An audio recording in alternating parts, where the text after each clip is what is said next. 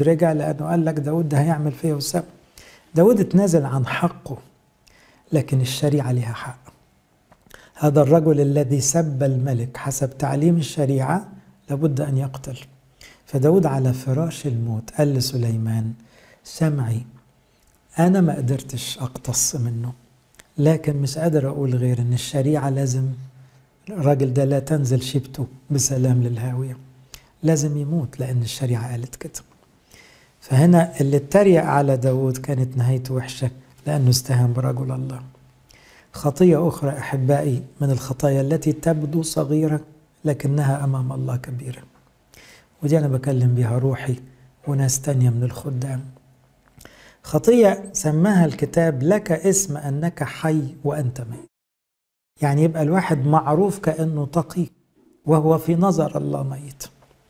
وهنا الملاك الخامس بتاع ملائكة الكنائس السبع في رؤية 3 قال له: أنا عارف أعمالك ولم يذكر له أي فضائل أو أتعاب زي بقية إخواته، بسبب أن دي خطية كبيرة هو شايفها صغيرة. لك اسم أنك حي، أنت معروف كأنك إنسان كويس وأنت ميت. ما قالوش أنت كويس في ولا حاجة، قال له لازم تخاف، دي خطية كبيرة قوي، ده وضع خطر عليك جدا.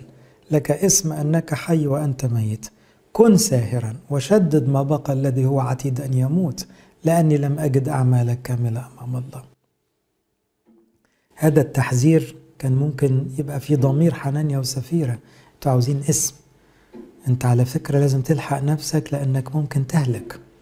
لأنه حنانيا وسفيرة كانوا عاوزين يعملوا اسم بين المتبرعين للكنيسة في القرن الأول، لكن مش فارق معاهم أي حاجة غير كرامتهم. كان في رياء شديد. خطية الرياء الناس بتستحلها، ان الناس تتفاخر بالتقوى، ان الناس تظهر يعني انها حافظة وانها عارفة وانها متدينة.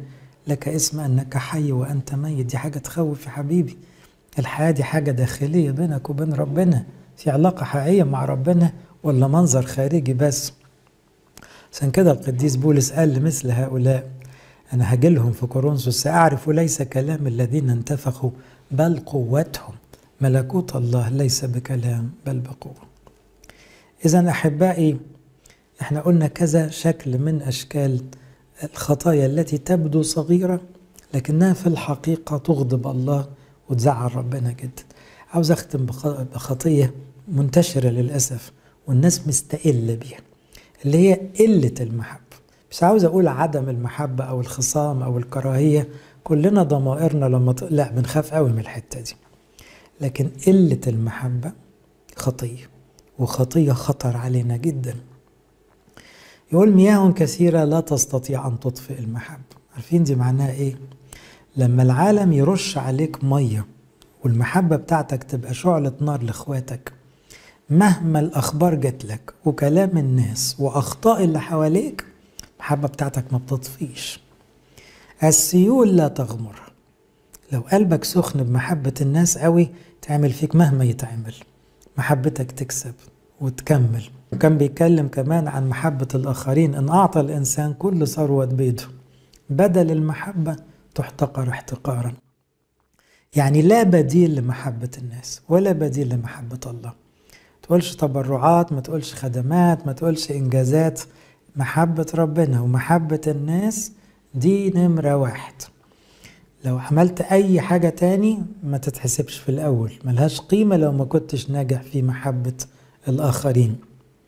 زي واحد يكون دايما مبرق كده ومبحلق في خطايا اللي حواليه، ويقول بتعبير ربنا يسوع: تقول لأخيك يا أخي دعني أخرج القذى الذي في عينك.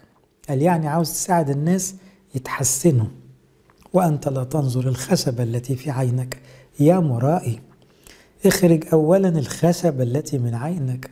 بدل ما تكون عاوز الناس تتغير، غير نفسك انت الأول. انت اللي مش قلبك حلو، انت اللي نفسك قصير، انت اللي ما عندكش طاقة حب حقيقية. فالعيب مش في القذى اللي في عينيهم، ده في خشبة في عينك. حينئذ تبصر جيدا أن تخرج القذى الذي في عين أخيك.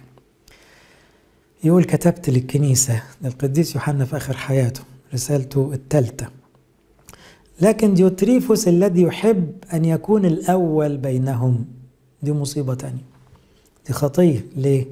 لا يقبلنا. يبقى اللي عاوز يبقى في الأول دايما مش هيقبل ناس كتير، مش هيقبل حد يخدم معاه، مش هيقبل حد يكبر جنبه، عاوز يفضل مستقل ومنفرد بالخدمة. من أجل ذلك إذا جئت سأذكره بأعماله التي يعملها هادرا علينا، بيتريق بأقوال خبيثة، وإذ هو غير مكتفي بهذه لا يقبل الإخوة، ويمنع أيضا الذين يريدون ويطردهم من الكنيسة.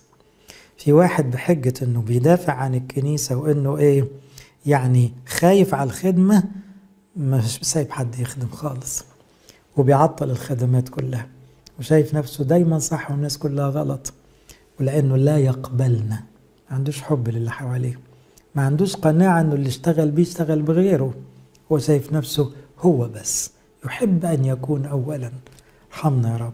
خطايا كتيرة زي الثعالب الصغار كده، خذوا لنا الثعالب الصغار المفسدة للقرون، خطايا تبدو بسيطة لكنها في نظر الله خطايا خطيرة جدا. ربنا يحمينا من الحاجات دي كلها، وإحنا بنجاهد مع نفسنا وبنحاسب ضمائرنا.